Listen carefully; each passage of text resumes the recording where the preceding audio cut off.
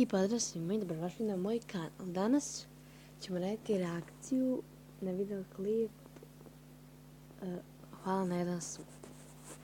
Dakle, zdravo svima. i šta se on pokušava da uradi sa njim.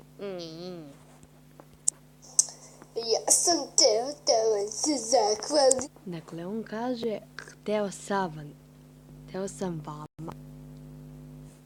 Znači da vam se zahvalim. A to je jedan subscriber, nije znači više ljudi subscribe-ovalo, nije više ljudi subscribe-ovalo na njegov kanal, već smo jedna osoba ili nema sigurno kjeva subscribe-ovalo, dakle.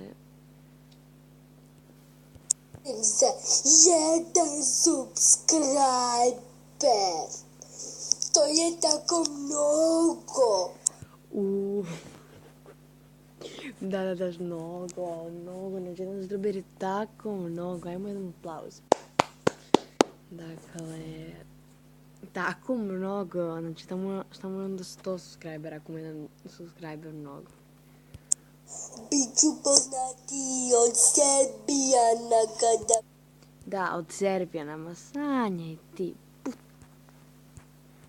budem porasta. A to će biti za 25 godina. Da, neće biti, ajde, stalno sam pričao gluposti, nemojte ih slušati, neću pričati gluposti. 25 godina, pa neću poznati nikada. Ne znam, koje se ti drogama drogiraš? Ti si na žešćim drogama, očigledno da je te.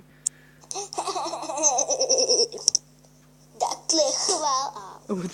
Udarim sam sebe. Hvala vam na jednom subscriberu i vidimo se u sljedećem videu. Ćao, pa.